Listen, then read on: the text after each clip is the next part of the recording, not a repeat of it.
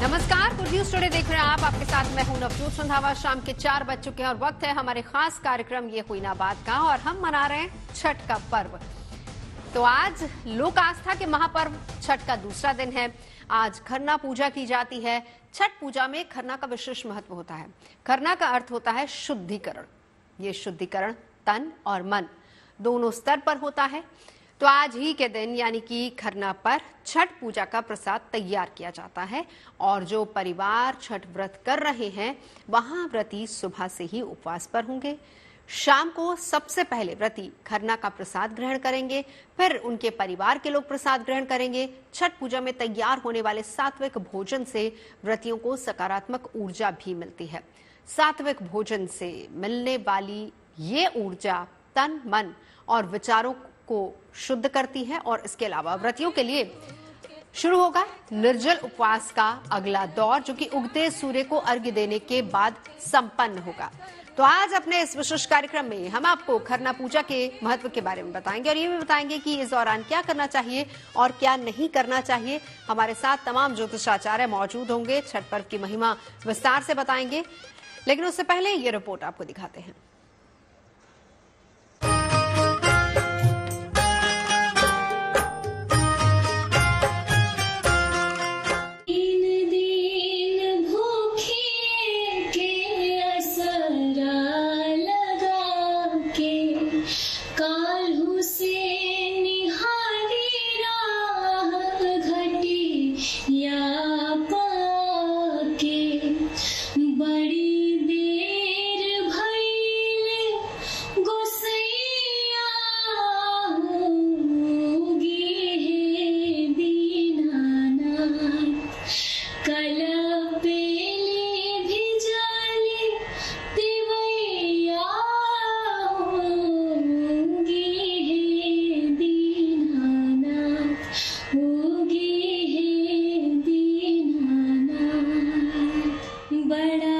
छठ वो त्योहार है जिसमें परंपरा का राग है, संस्कृति का संस्कार है और प्रकृति को सर्वोपरि मानने का विधान है। इस लोक पर्व ने बरसों बरस लोगों को जड़ों से जोड़ा है, पीढ़ी दर पीढ़ी माटी की खुशबू का एहसास कराया है। आज छठ पूजा का दूसरा दिन है और ये दिन छठ पूजा करने वालों के लिए बेहद खास है। आज महिलाएं उपवास रखती हैं और छठी मैया का प्रसाद तैयार करती हैं। खरना में गुड़ की खीर बनाने का रिवाज है।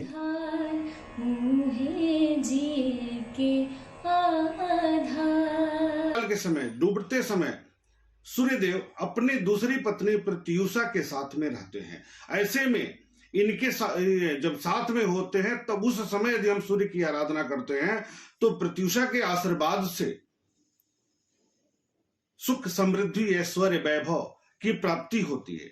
जीवन में नकारात्मकता खत्म होती है, सकारात्मकता की वृद्धि होती है। साथ ही साथ कि जो सूर्य की रश्मियां हैं डूबते सूर्य की, उसका सीधा प्रभाव जीवन पर पड़ता है और व्यक्ति के अंदर सकारात्मकता का विकास होता है। जहां छठ से जुड़ी धार्मिक मान्यताओं पर श्रद्धालुओं की अगाध आस्था है, तो वहीं दूसरी तरफ छठ त्योहार और सूर्य उपासना का वैज्ञानिक महत्व भी कम नहीं है। सूर्य पृथ्वी पर ऊर्जा यानी शक्ति का एकमात्र स्रोत है। ऐसे में आरोग्य लाभ के लिए कार्तिक महीने में सूर्य की पूजा का विशेष महत्व बताया जाता है। वैज्ञानिक दृष्टिकोण से भी लाभ कम नहीं है। शरीर में ऊर्जा के संतुलन के लिए सूर्य उपासना विशेष रूप से महत्वपूर्ण है। साथ ही साथ जब हम छठ पर्व में आधा शरीर जल में रख करके सूर्य देव को जल देते हैं तो शरीर में एक प्रक्रिया होती है टॉक्सिफिकेशन की। जो शरीर में नकारात्मक तत्व है वो बाहर निकल जाते हैं, शरीर में संतुलन की स्थिति बन जाती है। साथ ही साथ स्नायु तंत्र सक्रिय होते हैं, दिमाग के कार्य करने की क्षमता में वृद्धि हो जाती है। इस कारण से छठ पर्व का धार्मिक और वैज्ञानिक दृष्टिकोण से विशेष महत्व है। छठ की छठा घरों से लेकर नदी तालाबों तक दिखाई दे रही है। अपनी माटी में खुद को समेटने, अपनी परंपरा को फिर से जीने का ये वो त्योहार है जिसने परंपरा का नया भूगोल गढ़ा है। आज छठ का राग केवल भारत ही नहीं बल्कि 7 समंदर पार भी सुना जा रहा है।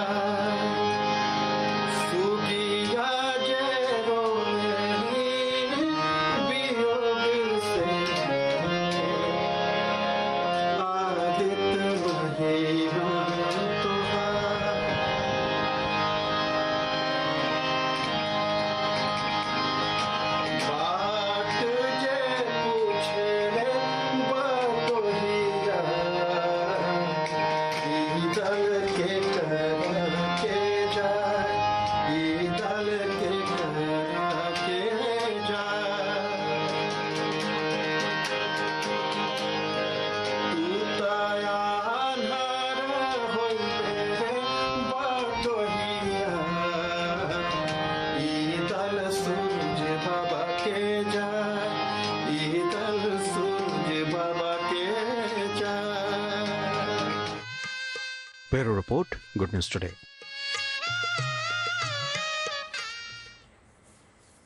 तो चलिए, तमाम खास मेहमान इस वक्त हमारे साथ जुड़ चुके हैं। मैं एक बार परिचय करा देती हूँ। मान्य आर्य जी एस्ट्रोलॉजर हमारे साथ मौजूद हैं, प्रतीक भट्ट जी हमारे साथ मौजूद हैं, पंडित विनोद भारद्वाज जी हमारे साथ हैं और आचार्य चंद्रांशु जी महाराज हमारे साथ है, कथावाचक है, जिनसे हम कथा सुनेंगे छठी मैया की भी। लेकिन उससे पहले हम आपको लिए चलते हैं सीधा। मेरी सहयोगी शिल्पी इस वक्त लखनऊ में मौजूद है। शिल्पी, देखिए, वैसे बिहार का और पूर्वी उत्तर प्रदेश का ये पर्व माना जाता है, लेकिन आजकल हमने देखा है यहाँ दिल्ली में भी उतनी ही रौनक होती है। आप जहां पर हैं वहां पर क्या रौनक है, दिखाइए जरा तस्वीरें।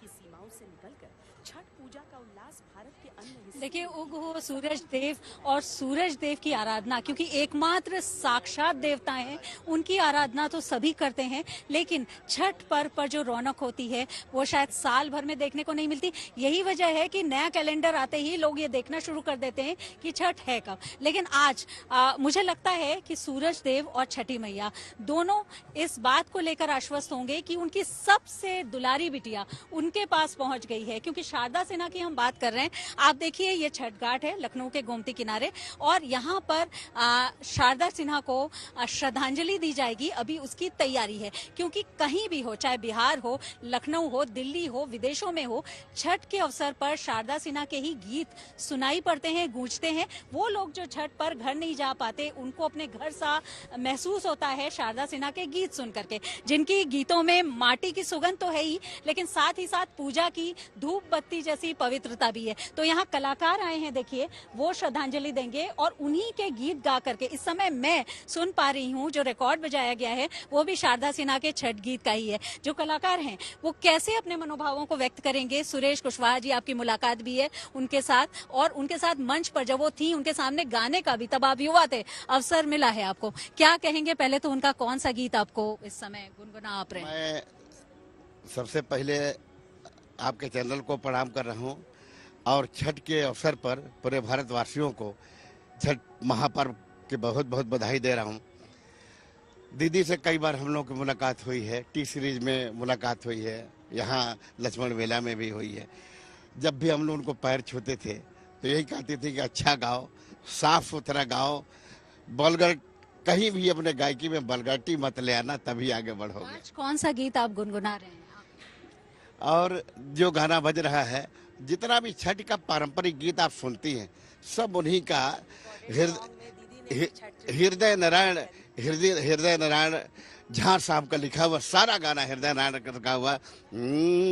कांच ही बांस के बंगिया, बहंगी लचकती जाए, बहंगी लचकती जाए, कांच ही बांस के बहंगिया बहंगी लचकती जाए बहंगी लचकत जाए बाट जे पूछे रे बटोइया बहंगी कहवा के जाए बहंगी के करा के जाए ओहरे जे बड़ी छठी मैया दी है भगिया जगा दी है भगिया जगा। ये शारदा सिन्हा की आवाज का वो गीत जिसको हर कोई गुनगुनाता है। और देखिए, छठ पर्व अपना समर्पण, अपनी आस्था व्यक्त करने का पर्व है, एकमात्र साक्षात भगवान भास्कर के प्रति, छठी मैया के प्रति। लेकिन गीत आपकी उस भावना को और बढ़ाते हैं, जो आस्था का रंग है वो और गहरा करते हैं। अभी उनको श्रद्धांजलि दी जानी है, लेकिन जो कलाकार हैं वो प्रतीक्षा कर रहे हैं अपनी सबसे प्रिय कलाकार के लिए अपने गीत गाने का। उन्हीं की आवाज में जो गाए गए उनको अपने स्वर में प्रस्तुत करके श्रद्धांजलि के जो पुष्प हैं वो उसके जरिए। शिल्पी, मैं लौटती हूँ आपके पास क्योंकि हम उन कलाकारों को भी सुनेंगे। आप लगातार हमारे साथ बने रहिए। तो शिल्पी भी हमें वहां से दिखाएंगी क्योंकि छठ पर्व है और आज है खरना का दिन। वान्या रैजी, शुरुआत आप ही से करते हुए, क्या महत्व है खरना का? धन्यवाद नवजोत जी। जीएनटी के माध्यम से आप सभी को छठ पर्व की हार्दिक शुभकामनाएं। छठ का आज दूसरा दिन है, बहुत ही खास ये दिन है, खरना का दिन, जिस दिन बहुत ज्यादा शुभ दिन है, पवित्र दिन है, क्योंकि छठ अपने आप में एक इमोशन है, एक ट्रेडिशन है, एक ग्राउंडिंग है, मदर अर्थ से जुड़ने का ये फेस्टिवल है। और सूर्य देव जिनको हम अपनी प्रत्यक्ष आंखों से देख पाते हैं, उनको नमन करने का ये दिन है। खरना के दिन प्रसाद बनाया जाता है, बहुत सारी चीजों का ध्यान रखा जाता है, स्वच्छता का, साफ सफाई का इस दिन बहुत खास ध्यान रखा जाता है। मिट्टी के चूल्हे पर ये जो प्रसाद है ये बनता है। आम की लकड़ी में मिट्टी का चूल्हा और वहां पर बनती है गुड़ की खीर। याद रखें, ये जो गुड़ है आपने खीर में लास्ट में डालना है, अदरवाइज आपका दूध जो है खीर वाला वो फट जाएगा, खीर स्पॉइल हो जाएगी। तो ये आपने गलती बिल्कुल नहीं करनी है। खरना के टाइम पर जो भी आप वस्त्र पहनते हैं जिससे आप प्रसाद बनाते हैं, आपको उसके बाद उसको वॉश करना है और उसको सुखाना है, ताकि जब आप नेक्स्ट अर्घ देंगे तो उस टाइम पर आपके कपड़े जो है वो बिल्कुल साफ सुथरे होने चाहिए। केले के पत्ते पर यह खीर रखी जाती है और रोटी के ऊपर ये खीर रखी जाती है, जिसके ऊपर घी जरूर लगाया जाता है। आपको सूखी रोटी पर नहीं खानी है जो व्रती होगी आज के दिन, वो क्योंकि शाम के टाइम सिर्फ गुड़ की खीर जो है वो इस टाइम पर खाएगी। इसके जो एक एक मील की स्पेसिफिकेशन है ये आपकी बॉडी को देख के रखी गई है। जैसे कल आज जो पहला दिन था जब नहाए खाएगा तो आपने लौकी खाया था। लौकी किस लिए खाते हैं? कि बॉडी में वाटर रिटेंशन ना हो, पानी की कमी ना हो। गुड़ किस लिए होता है? डिटॉक्सिफिकेशन के लिए, क्लींजिंग के लिए। आज का दिन जो है वैसे भी पूरा दिन क्लींजिंग का है। ये जो त्योहार है ये अपने आप में भी जो है क्लींजिंग का त्योहार है, डिटॉक्सिफिकेशन का त्योहार है, विटामिन डी को एब्जॉर्ब करने का त्योहार है, कैल्शियम डेफिशिएंसी को दूर करने का त्योहार है। तो बहुत सारे रीजंस है। तो जो प्रसाद है, जब आप व्रती जो है प्रसाद बना लेगी, उसके बाद जो है उसका भोग लगेगा छठी मैया को, सूर्यदेव को, फिर उसके बाद पूरा घर जो है उस व्रती से आशीर्वाद लेगा। जो सुहागन महिलाएं हैं वो सिंदूर भी लगाएंगी। तो बहुत महत्व है आज के दिन का। बिल्कुल, आज के दिन का बहुत अहम महत्व है। वान्या जी लौटूंगी।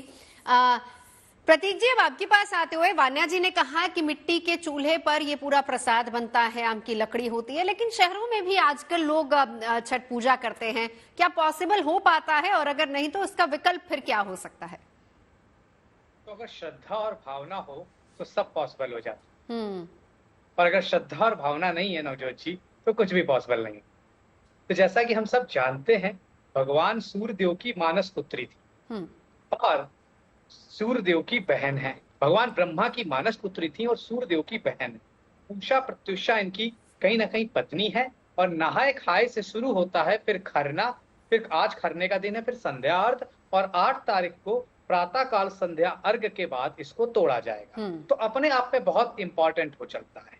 उसी के साथ साथ जैसा कि आपने कहा कि शहरों में क्यों नहीं हो सकता, तो शहरों में क्यों नहीं हो सकता? हाँ ठीक है, शहरों में माँ गंगा का, जैसे हम दिल्ली एनसीआर में बैठे, माँ गंगा तो नहीं है, लेकिन यमुना जी इसीलिए हैं, और अगर वो भी नहीं है तो कहते हैं एक पुल बना के भी आप पूजा कर सकते हैं, जो कि हमने देखा है नोएडा में बनी रहा है, वहां पर गंगा से मंगाया जा रहा है पानी, पूरी तरह से आपको फल मिलता है। तो निश्चित तौर पर इन सब चीजों, छोटी छोटी चीजों को अगर हम कर लें, सूर्य देव की उपासना कर लें, खास तौर से आदित्य हृदय स्तोत्र का पाठ कर लें, ठेकुआ वगैरह निश्चित तौर पर भगवान को चढ़ाएं और उसको सब में बांटें, क्योंकि कहते हैं इसको बांटने का भी अपना महत्व है। और अगर आप देखें तो रात्रि काल से संध्या काल से मॉर्निंग तक ये पूजा का पूरी प्रहर के हिसाब से सारी पूजा होती है, और मॉर्निंग में करने से निश्चित तौर पर, जैसा वान्या जी कह रही थी, ये टाइम है जब धूप का निकलना कम हो जाएगा, विटामिन डी की आवश्यकता बहुत होगी, तो निश्चित तौर पर उसका भी फायदा लिया जाना चाहिए। बिल्कुल। चंद्रांशु जी महाराज, एक कथा अब हम आपसे सुनेंगे छठ से जुड़ी हुई। बहुत बहुत धन्यवाद नवजोत जी। नवजोत जी, ये समय ही ऐसा है कि आंखों में आंसू भी है। भगवान सूर्य तो बहुत खुश होंगे, क्योंकि बिहार की जो स्वर कोकिला है, कोकिला थी, और अभी कीर्ति तो हमेशा जीवित रहती है, अभी भी है ही, आप दिखाई रही कहीं न कहीं। शरीर केवल जाता है, बाकी कीर्ति तो अमर रहती ही है। मैं निश्चित तौर पर एक बड़ी बात कहे कि फिर संक्षिप्त में कथा आपको सुनाऊंगा कि मेरे मन में अपार श्रद्धा शारदा सिन्हा जी के प्रति थी।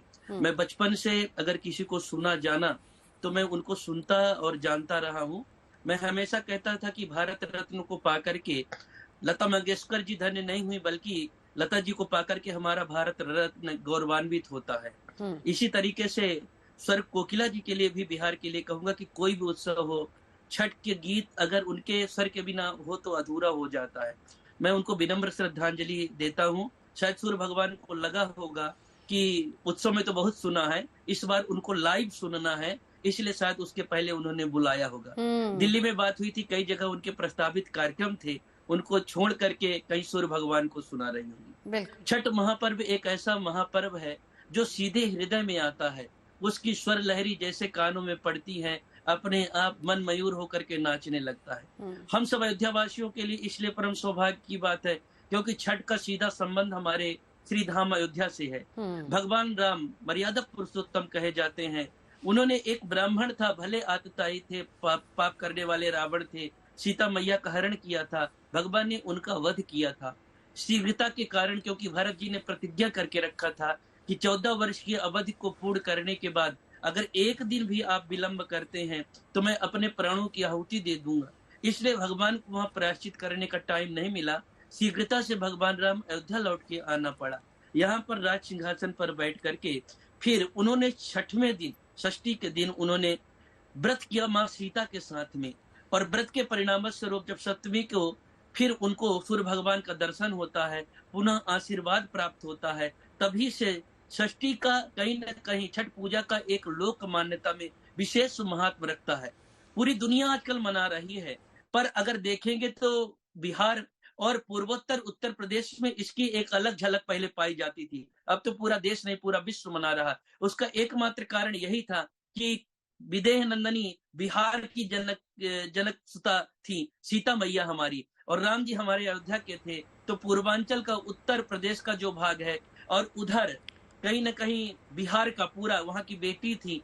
ये माताओं बहनों का विशेष त्योहार है। तो इस तरह से निरंतर इसका उत्सव मनाते रहते हैं। अब तो सच बताएं, आज अभी हम लोग घूम करके एक बार आ रहे हैं, सरजू जी का पूरा घाट जब हम लोग देखते हैं, बनारस का पूरा घाट देखते हैं, अब तो हर शहरों में भी अलग अलग गड्ढा बना करके हर जगह पूजा का जल भर करके सूर्य की आराधना। देखिए, यही खूबसूरती चंद्रांशु जी हमारे तमाम पर्व और त्योहारों की है कि आजकल एक सिर्फ क्षेत्र विशेष तक ये सीमित नहीं रह गए हैं, बल्कि आप बनारस और सरयू जी के घाट की बात कर रहे हैं। मैं तो अगर आपको दिल्ली की तस्वीरें भी यहाँ अगर हम दिखा पाए तो देखिए, दिल्ली में भी लोगों ने कृत्रिम घाट बनाए हैं, छोटे छोटे से पुल बनाए, और यहाँ भी बिल्कुल वैसा ही माहौल नजर आ रहा है। चलिए, मैं सम्मिलित हुआ हूँ। बिल्कुल, मैं लौटूंगी चंद्रांशु जी।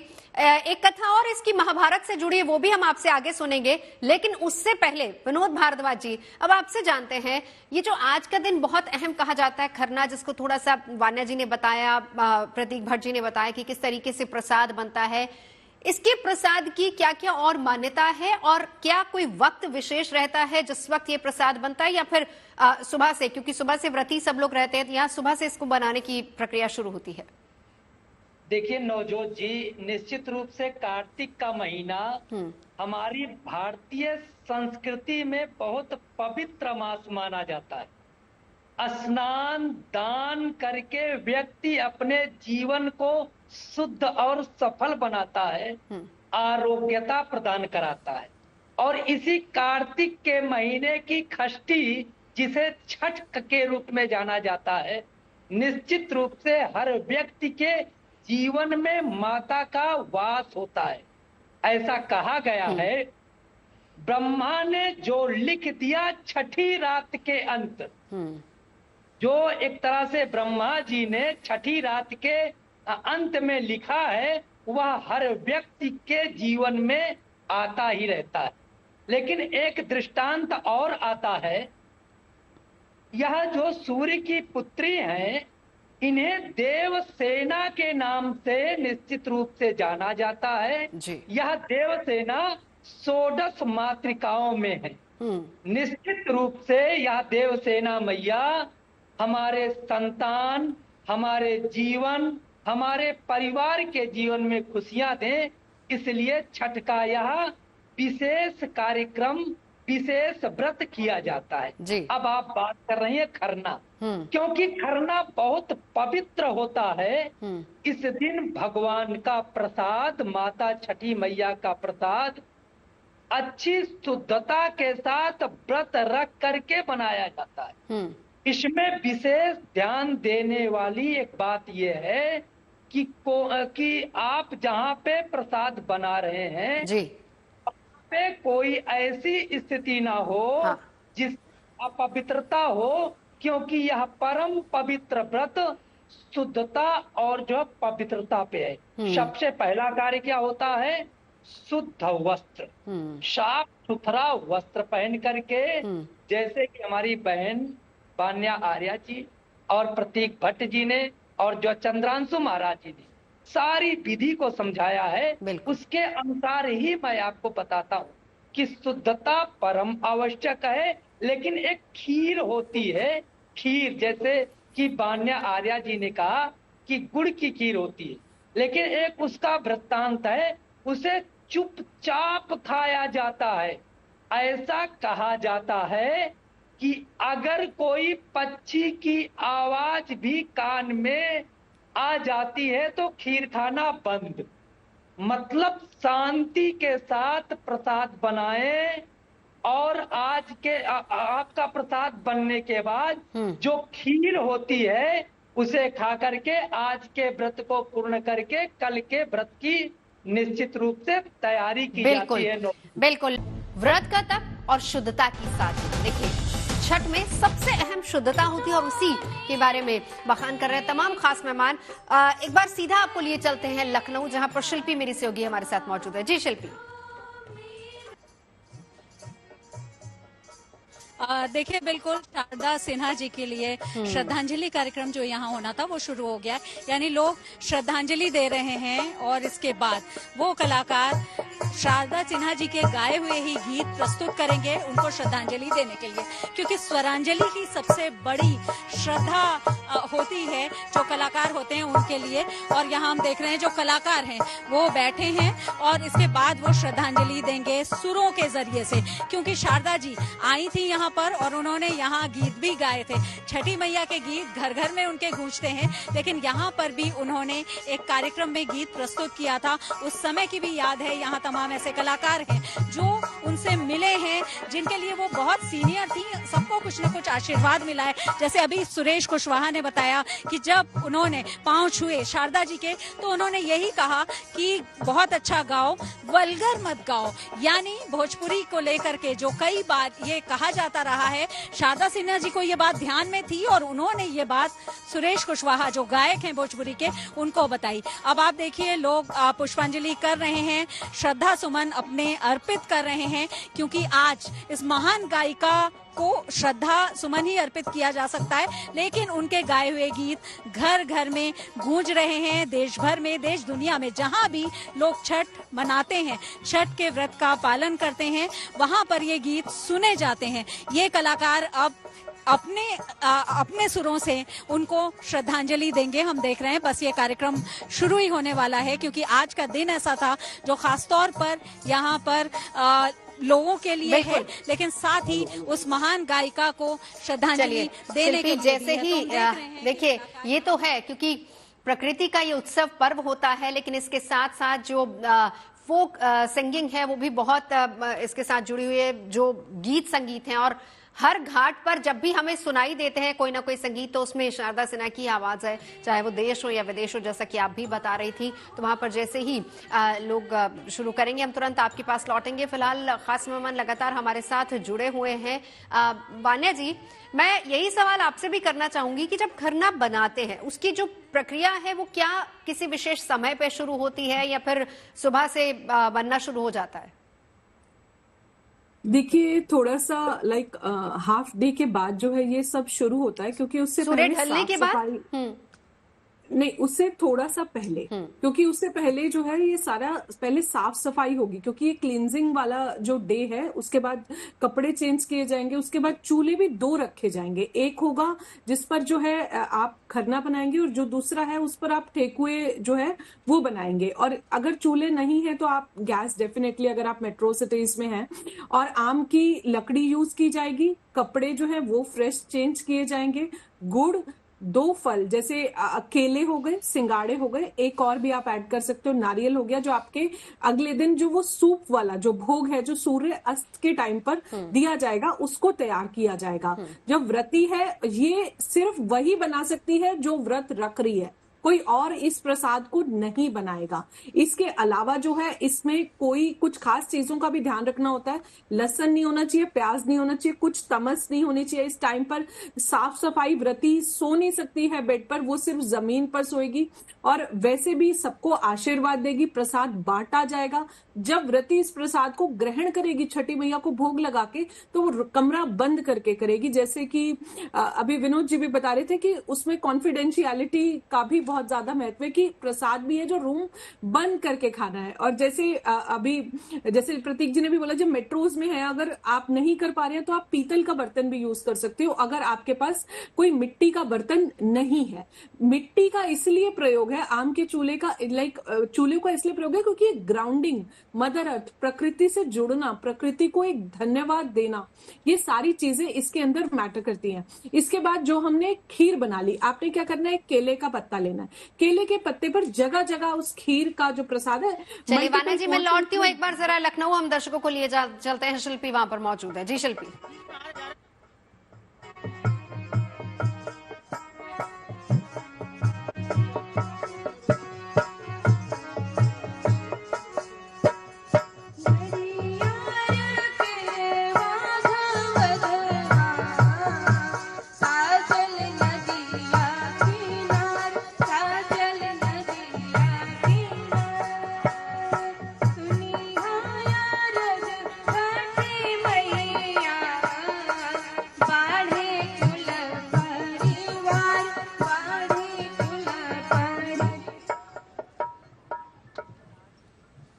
बिल्कुल देखिए, तो ये कलाकार, बिल्कुल देखिए, तब मैं आपको बता रही हूँ कलाकार ये गा रही थी, सुरों के जरिए अपनी श्रद्धांजलि दे रही थी। लेकिन अभी उत्तर प्रदेश के डिप्टी सीएम ब्रजेश पाठक यहाँ पहुंचे हैं, क्योंकि यहाँ अलग अलग लोगों को आमंत्रित किया गया था, तो वो भी अपनी श्रद्धांजलि दे रहे हैं। लेकिन ये कलाकार जो यहाँ आ करके श्रद्धांजलि दे रहे थे। चलिए लौटती हूँ शिल्पी आपके पास वापस एक बार। वान्या जी आपके पास आते हुए और शिल्पी के पास चलेंगे वहां पर, लेकिन उससे पहले वान्या जी आप अपनी बात पूरी कीजिए। जी थैंक यू नवजोत जी। तो इसमें क्या करना है, आपने केले का पत्ता रखना है। केले के पत्ते पर खीर को आपने मल्टीपल पोर्शंस में रखना है।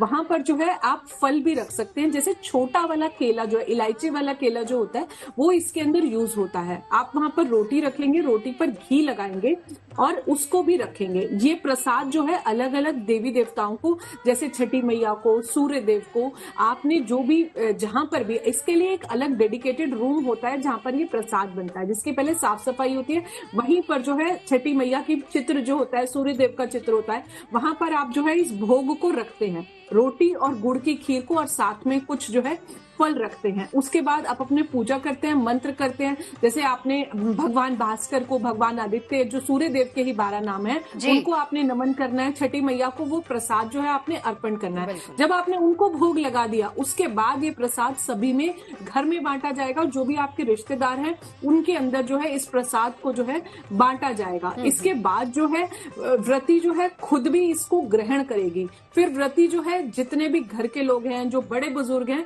छठ के टाइम पर सबका आशीर्वाद लेना जरूरी है। व्रती तो लेगी, लेकिन जो दूसरे लोग हैं वो भी व्रती की मांग में जो है सिंदूर भी भरते हैं। व्रती सबको आशीर्वाद देती है। जो व्रती होती है उस दिन वो छठी मैया का रूप होती है। आप उनसे जो भी उस दिन मांगते हैं, उनके पैर छू के जो भी आपकी मनोकामनाएं हैं, आप साक्षात भगवान सूर्यदेव और छठी मैया के रूप से मांग रहे हैं, तो आपकी जो भी मनोकामना है इस दिन कहते हैं जरूर पूरी होती है। तो आप सच्चे मन से मांगे और उनका आशीर्वाद लेके, उनके पैर छू कर और वो प्रसाद ग्रहण कर आज के दिन आप उनसे जरूर मांगे। छठी मैया आपकी सारी मनोकामनाएं। एक बार प्रतीक जी, अब आपके पास आते हुए देखिए, 4 दिन का एक बहुत लंबा ये फास्टिंग का भी होता है, स्वच्छता का भी ख्याल है, प्रकृति का उत्सव कहा जाता है, डूबते सूर्य उगते सूर्य को अर्घ्य दिया जाता है। क्या संदेश इसके पीछे छिपा हुआ है? तो जैसा कि आप पूछ रही थी, तो मैं यहाँ पे एक बात का जिक्र कर दूं कि ये शुरू कब से हुआ। राजा प्रियव्रत ने सतयुग में इस व्रत को सबसे पहले किया था। तो आप समझ सकती हैं कितना पुराना व्रत होगा ये। सतयुग में राजा प्रियव्रत ने संतान की इच्छा के लिए किया था और उसके बाद से परंपरा चल पड़ी। जैसा कि आपने प्रश्न पूछा, संतान के साथ साथ संतान की समृद्धि के लिए किया जाता है। कहते कार्तिक मास में रवि की फसल भी काटी जाती है। इस वजह से कहा जाता है कि क्योंकि सूर्य देव अन्न और संपन्नता के कारक हैं, तो इसीलिए कहा जाता है अच्छी फसल कटे, एग्रीकल्चर के कारक हैं, अच्छी फसल हो, इसलिए व्रत किया जाता है। तो ये 4 दिन का व्रत है। जो अब आपका अगला प्रश्न था, तो जो खरना से शुरू होता है, निश्चित तौर पर नहाए खाए से शुरू होता है, फिर खरना, और जो कल है वो संध्या अर्घ का है। संध्या अर्घ किसी समय नदी या तालाब में जाकर किया जाता है, जो कि पवित्र नदी तालाब हो। मैं देखता हूँ अक्सर काफी लोग गंदे पानी में भी इसको कर देते हैं, अगर कुछ उपलब्ध नहीं है, उससे बचना चाहिए। प्रसाद के रूप में खीर, रोटी और फल खाए जाते हैं। और लास्ट में जो प्रातःकालीन अर्घ है, जो 8 तारीख को होगा, जहाँ पे व्रत का पारण होगा, वहां पे सूर्यदेव को, उगते हुए सूर्यदेव को जल देते हुए आप अपना व्रत तोड़ते हैं प्रसाद के साथ। उसके बाद नॉर्मल प्रसाद खा सकते हैं। इस दौरान कहा जाता है, क्योंकि सूर्यदेव की पूजा हो रही है, ब्रह्मा जी के मानस पुत्री की पूजा हो रही है, तो खान पान का विशेष ध्यान रखा जाता है। हर तरह का राजसिक और तामसिक खाने से परहेज करना चाहिए। ध्यान दीजिएगा, मैंने यहाँ तामसिक के साथ साथ राजसिक का भी प्रयोग किया है। तामसिक का मतलब तो क्लियर है सबको, राजसिक मतलब कि कहीं ना कहीं इसमें बहुत ज्यादा प्याज, लहसुन ये सब पड़ता है, इन सब का भी को वर्जित है खाना। आप प्योर और प्योर सात्विक खाना खाएंगे इन 4 दिन और उसके बाद व्रत करेंगे। बिल्कुल। चलिए चंद्रांशु जी, आपके पास आते हुए, क्योंकि एक कथा आपने कहा कि ये अयोध्या से भी जुड़ा हुआ है, वो प्रभु श्री राम और सीता की कथा आपने सुनाई थी, लेकिन महाभारत में भी कहीं ना कहीं इसका उल्लेख मिलता है। बिल्कुल।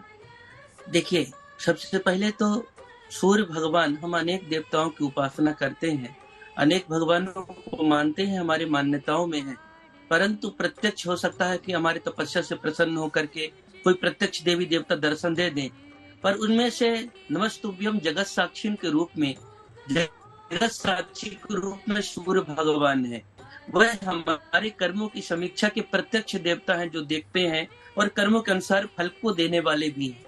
ये उपासना का पर्व छठ मैया से जुड़ा हुआ है।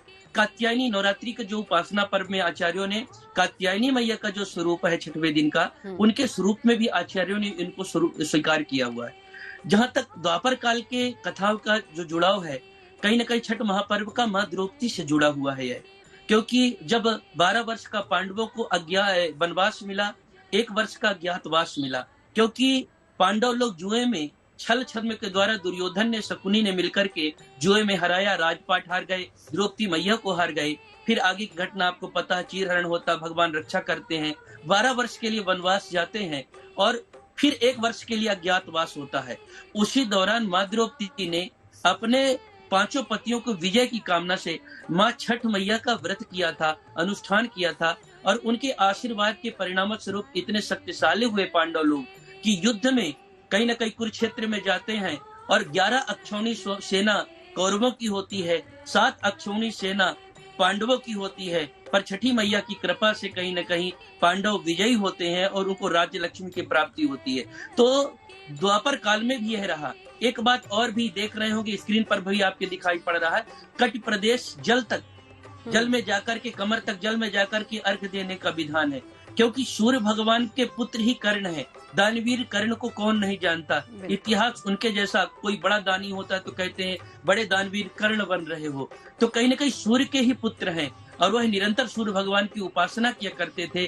कई प्रदेश जल में जाकर के सूर्य भगवान को अर्घ देते थे और उनके सूर्य भगवान की कृपा से ही कहीं न कहीं वह इतने शक्ति संपन्न थे, इतने दानवीर थे, वो सूर्य भगवान की प्रत्यक्ष कृपा थी। इसीलिए कट प्रदेश तक जल में जाकर के आज भी सूर्य भगवान को अर्घ देने की यह प्रथा चली आ रही निरंतर।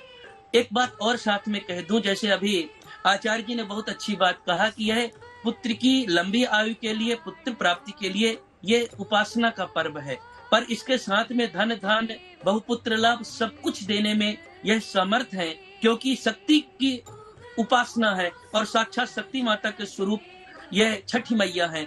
और सूर्य भगवान की बहन होने के नाते कहीं न कहीं बहन भाई का टूट प्रेम जो दर्शा रहा सामने दिखाई पड़ रहा है एक साथ में, ये इसलिए अतिशय महत्वपूर्ण हो जाता है। और मैं तो इन बातों को छोड़ भी दूं तो मैं सच बताऊं, इस समय मेरी माताएं बहनें सुंदर श्रृंगार करके नाक से लेकर के पूरा सिंदूर डाल करके और गीत गाती हुई जिस समय आती है ना, तो सच बताएं एक आनंद विभोर इस दृश्य को देख करके कहीं न कहीं जीवन की धन्यता ऐसा महसूस होता है। बिल्कुल। चलिए विनोद भारद्वाज, एक आखिरी सवाल बस आपसे, इस दौरान सूर्य की कृपा जो लोग व्रत नहीं भी कर रहे हैं वो अगर पाना चाहें तो क्या करें?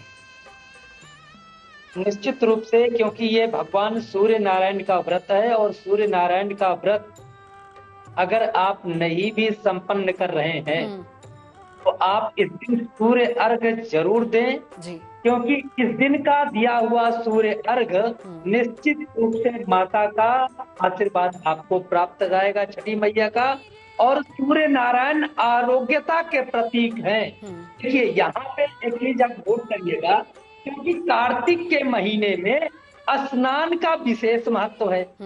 स्नान करने, स्नान के साथ साथ, वक्त की कमी है भारद्वाज जी, स्नान के साथ साथ सूर्य को अर्घ भी हर कोई दे सकता है। तमाम खास मेहमान हमारे साथ जुड़े, इसके लिए बहुत बहुत शुक्रिया। लेकिन आपको छोड़े जाते हैं शारदा सिन्हा के छठ की।